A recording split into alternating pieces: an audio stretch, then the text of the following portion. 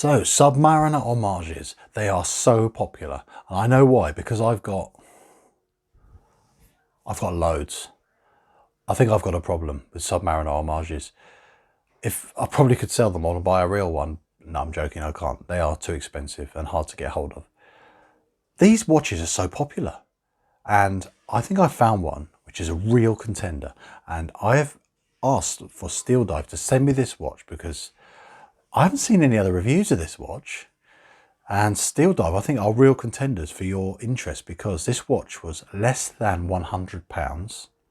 And if you're in the UK, you're going to get it in a matter of days. You don't have to wait ages for it to come from China.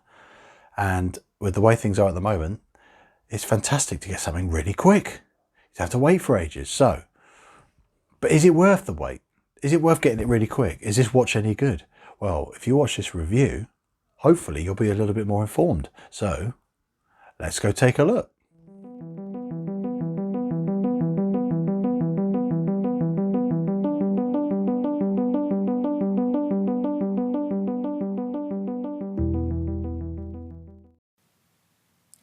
Now, the first part of this video is introducing SteeldiveUK.com. Now, this is a great way of you getting a Steeldive watch directly from the UK. They've already been imported. The prices you see on the website are incredible. They're even better than you get on other buying platforms online. Now, my relationship with them is they simply lend me watches. I give my 100% honest review.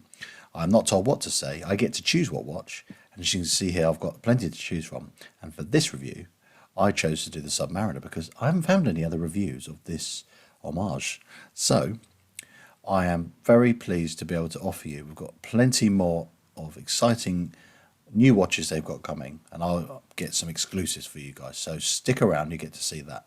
And also, I'm very proud to present, when you go to the checkout and buy any Steeldive watch, put this code in, you get £5 off. So the Submariner was first introduced in 1954, but its history really began in 1926 when Rolex introduced the Oyster, the first watch with a hermetically sealed case. In 1931, Rolex patented the world's first self-winding mechanism with a perpetual rotor, thus elaborating the name of Oyster Perpetual. And these watches became part of pop culture, and they were very much introduced. Look at that skinny NATO, what's he done? Anyway, James Bond. Everyone knows that James Bond, Sean Connery, wore this watch, his own personal watch, during the filming of a number of the Bond films from the 60s.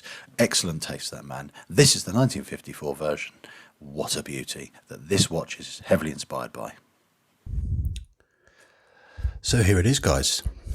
The beautiful Steeldive SD1954. Now, I was so excited to get this in. As I've said earlier, there's not been many reviews on this model. And I think it's a crying shame that there hasn't been, because I am very impressed with this watch. Now, I promise you, I've not been paid or given any incentives to say anything other than my honest opinion on this watch. Now, I just wanted to make sure that I was very clear with that early on. And I was sent this watch by SteeldiveUK.com, but it was upon my choice, my suggestion, and it was sent to me, and then I'm going to have to send it back. But I'm actually very tempted to keep this one and pay for it. So that's how impressed I have been with this watch. Now, I've had my fair share of experience with Submariner homage watches, and I'm in the process of doing at the same time a 4 Submariner homage shootout. And this is one of the watches in that shootout. And it's going to be against the likes of Invicta, Pagani Design, and Parnis. Now, you're watching this video because you're thinking, well, what's a Steeldive like? It looks obviously very similar to all the other homages out there, but what does it offer? What does it bring to the table for being a good value watch? And is it worth your attention? Now, this segment of the video is me discussing all the things that you are likely to want to know about that aren't just the aesthetics, but the tactile things, the things that you're going to need explaining. And the first thing I want to do is be honest with you that there was an issue which I have resolved myself very quickly with the crown. The crown now is fantastic. When I got it, it was almost impossible to undo. As you can see now, it's very easy. but I managed to undo it. I had to use a tool with a cloth over there just to get it freed off. I think in transit, due to moisture and humidity changes, it had seized against the little gasket which is in here. That's my my theory. There's a little gasket there, a little rubber ring, sorry, and that aids with the water resistance. As soon as it freed off, I put a couple of drops of oil in there, and it's absolutely faultless now. I've fiddled with it endlessly for days, and it's been totally fine. Now, I've got that out of the way. There's nothing else I have found which has been of concern. There's no fluff under the dial. Everything works as it should do. It's keeping excellent time. There's not been anything else that I would deem remotely concerning, even at a watch at this excellent price. Now, if you check out the steeldivuk.com website, you can see the price of this watch is very good. I know currently it's out of stock, but the stock levels change all the time. They're coming and going. These sell extremely well, and I can see why. Now, you can get this for £5 less than the price that is on the website. Now, all you have to do is put the code in here, this code here, and you'll get another £5 off what is already an incredibly good value watch. Now, I want to really thank steeldivuk.com for offering that code. I didn't ask for it. They are so generous. They're so helpful. Very professional business. And that is why I was drawn to them to want to have a collaboration, because I was very interested in getting into these Steeldive watches. And I wanted to sort of share my experience, and it was very positive. And now I've had a good close-up, hands-on look at more of these watches. I've been extremely impressed. Now, the first thing I want to show you, other than the crown, which I obviously resolved and is very good, is the crown action is extremely nice. Hand winding of the movement is fantastic. And each action is extremely good. It's really good. No complaints there. Now, the bezel, I have struggled to discover a bezel with as grippy an edge as this one. It doesn't feel rough or unrefined. They've managed to get this to feel really grippy when you turn it without it feeling rough. That is fantastic. The bezel insert lines up faultlessly all the way around. Every increment's a 60 click bezel, and everything lines up. And the best way to describe the bezel action is, it is very good. It's got the right amount of resistance. It doesn't feel too light. It's not stiff. It feels reasonably well enough lubricated, and it has a nice snappy action. It's the best way I can describe it. It's quite snappy. And that's a good feeling. It feels good. It feels like a well-engineered aspect to the watch. So I was very impressed with that. Now, when we move and look over the other aspects of the watch, the things I like as well are the signed crown with the, agreeably, some would argue it's a slightly fussy design on the logo, but it's still relevant to what this type of watch is. I think it's appropriate. And I've seen a lot worse when it comes to logo designs. And it still works even at this tiny size. A good measure of how well a logo works is if you can shrink it down to tiny sizes and it still works, you're doing well. Because there are many logos, when you shrink them down, they just become a smudge or a blob. This logo works, in my opinion, for that, and with that respect. And then they've done it on the signed case back as well, which is fantastic. And I think this is a very well balanced watch, and that's because obviously it's paying homage to the Submariner, which the reason why these watches are so popular is because the Submariner is such a well proportioned watch. But you can still get it wrong. You can still mess it up. I mean, Pagani designed it a 43mm version, which just looked a bit wrong. It looked like it had, been on a bit of a binge on pizzas. It looked a bit overweight. But this, like many other Submariners, is a good size. And when I'm talking about size, I'm going to bring my measurement tool. You'll see that this is the sweet spot for many sports watches. And that's 40mm case size. The thickness is a decent 13mm thick, which is a good proportion to the case size. And then the lug to lug, the length of the watch, is good at 47. These are all very, very similar sizes to all the other Homages out there. And then you've got a 20mm lug. Then the weight, I was going to get this out there. I'll show you what's in there in a minute, what the watch comes with when you buy from these guys. Now the weight on the supplied rubber strap is just under 100 grams. So it's a lightweight watch on the rubber strap. Now, I was going to show you what it weighs if it was on the steel bracelet as well. So it's quite a weighty bracelet. I know I've still got this strap on there, but the strap doesn't weigh that much. But it's still about 160, 170 grams. So if you had all the links in the bracelet, it'd be quite a weighty watch. And that is mildly reassuring because it actually gives it a feeling of robustness and quality, the fact it doesn't feel like a flimsy light thing on your wrist. So that is actually a positive.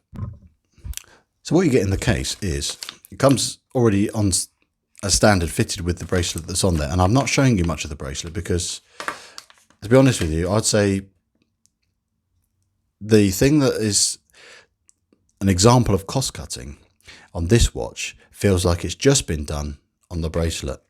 So it's not terrible. It's just it was actually quite uncomfortable and a little bit of a hair plucker. And it just didn't feel quite smooth enough around all the little edges where it's going to be in contact with your skin. It wasn't honed or refined enough. And there's little snots on it and it's just a little bit rough with the finishing. So it's fantastic, and I'm really glad that Steeldive UK supply it with this extra rubber strap, because the rubber strap is fantastic quality. It really is very, very good. But later in this video, I'm going to show you different strap options that you can do to really switch this watch into a different looking beast. And because of its colorway, it really suits so many different types of straps. So don't let that put you off. This strap is okay. You could live with it, but for a small extra bit of investment, you can really treat yourself to a much better strap. So I've covered the bezel action. That's fantastic. The crown, although initially was a bit stiff, I freed it off and it's fantastic.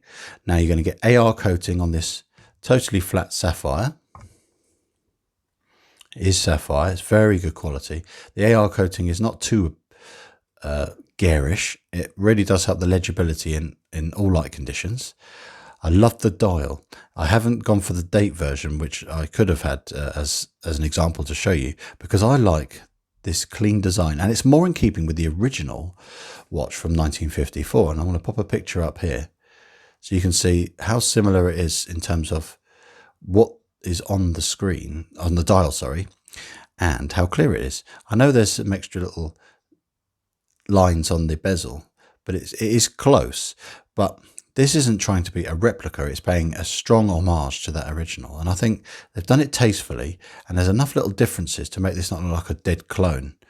And also because of the clearer dial not having a cyclops and a date and things like that, this makes it look a little bit more like a vintage watch, in my opinion. I think it really helps complement it. But the thing that really brings us up to the modern day is the little extra details which take this up a notch. And that's the thing that is really impressive about this watch, is the gorgeous loom. Not just the AR coating on the dial, on the sapphire, but the thing that is really nice as an extra modern addition to give this watch the legibility it deserves as a dive watch is fantastic loom. And it's not just on the indices, it's also in the bezel. So I'm just going to bring up now a little shot to show you how fantastic the loom is on this watch. So as you can see, it is very good. I am very impressed. For the money, it is outstanding. And I'm glad they've done it because, in my opinion, if you're going to have a dive watch, there's a few crucial things it must have for it to be even registered as a dive watch. And if it doesn't have these things, it is just a silly looking watch that is meant to be a dive watch but just looks like one.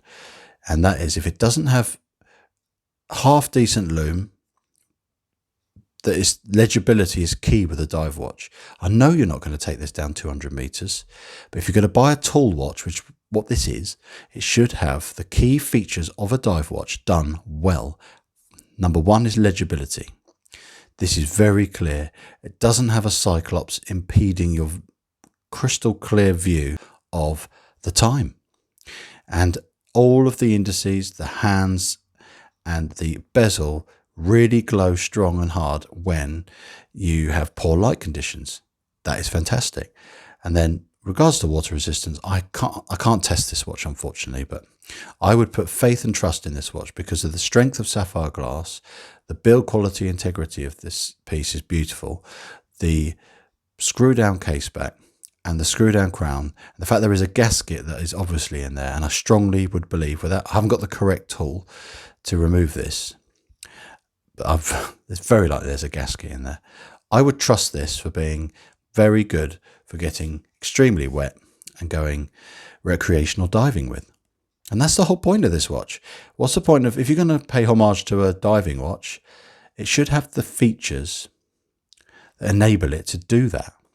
That's why I think it's crucial, regardless at any price point, if a product is made, it should do its job rather than just look like something. So the reason why I'm impressed with this watch is, objectively, it ticks the boxes. I know I can't test its diving capabilities, but I do have faith in it. But regards to the other things, it has a reliable Seiko movement. It has accurate timekeeping. It has an extremely precise to use, safe using bezel with extremely good loom in it for legibility, and the dial is very clear and very easy to read. Those are the crucial aspects of this type of tool watch. So I think they have done extremely well at making something which pays tribute to the design of an incredibly popular watch, a historic timepiece, and I can't complain about the design, and I can't complain about the functionality of all the rest of the watch. And I've highlighted a few little snags and flaws. The bracelet isn't fantastic. The crown initially wasn't great, but is now resolved. Otherwise, for the price, £90 to you if you use the discount code, £95 if you don't. This is not much more than a Pagani design. It's less than an Invicta Pro Diver. It's not a huge amount more than a Parnis, depends where you go, but the spec is fantastic. Ceramic, sapphire with AR coating, a decent Seiko movement, screw down crown, water resistance, an incredible loom. I was blown away, and I'm not saying this for any other reason than because I'm just saying it how I see it. And that is, this watch offers a lot for your money, and it's a real contender. The things that may put you off is you don't like the word marine. You may not like the branding of Steeldive. That's the beauty of having options available. If you don't like something, you could buy something else. But if there's things you can accept, you're in for a real treat with this kind of watch. So I hope that's been clear enough for you guys. And I've run through as many of the stats and specs as I can for you, and the aesthetics and the tactile aspects of the watch. So let's move on to the next thing. Miss Moneypenny, have you seen this loom? It's fantastic. Sorry, that was awful. The loom is fantastic.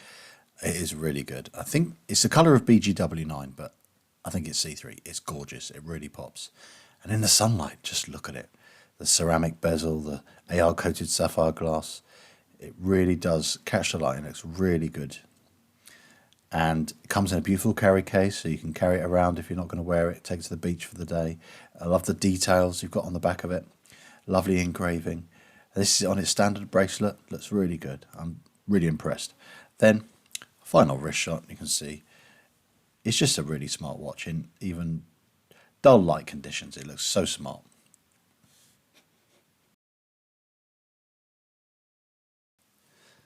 Now in this segment, I want to discuss with you some other options. If you're not 100% happy with the strap of your Steeldive or any other watch you may have, there are always other options you can get. And it's not a very expensive way to really improve the look of your watch. Now, I really do like the rubber quality of this strap. It's very comfortable. I can easily get it to fit me. And I have a 7-inch wrist, and it's a fantastic fit. And I say this is a good grade of rubber. But the buckle is a little bit chunky, as you can see there. It's quite wide. It's a little bit more of a pilot's one. But I wanted to try this. This is actually more in keeping with the vintage Bond sort of theme. This is known as the, as you can see here from the label, the vintage Bond from the 50s and 60s. Well, more probably the 60s from the Connery era. And He wore a very skinny version of this strap on his watch. We can get it right these days, guys, so we can get it to fit your watch properly. 20mm lug width, and it looks really smart. As you can see, I think that colourway works really well. But if you don't want the green and the red stripes on there, you could try it on this one. Really smart. Now, this is going to suit the colourway of the watch, and these straps are all available still from WatchGecko. There's different variations of it. This is a premium model because of the quality hardware, so check it out. Go to their website. Then, if you don't want to wear a NATO on there, I tried it on a vintage style bracelet, strap, and I got this from my Satina DSPH 200, and it's just to show how it would look on a nice brown leather strap, and I think it works on that as well. And to finish off with, a different finish of bracelet. The standard one is a combination of brushed and polished, and I like the all brushed finish, so I popped on my 20mm Gecko, and I think it looks really smart. So an honest conclusion of this watch is there are minimal flaws, it's extremely well made, the spec is outstanding, and every aspect you would expect from a dive watch has been done really well. Legibility, excellent loom, the materials are good, and it looks really smart. And I think you'll be very proud to wear this on your wrist for approximately £90 to £100. So thanks for watching, guys. It's been a pleasure having you. And if you've enjoyed this video and you haven't subscribed already, please do. Thank you so much. Goodbye.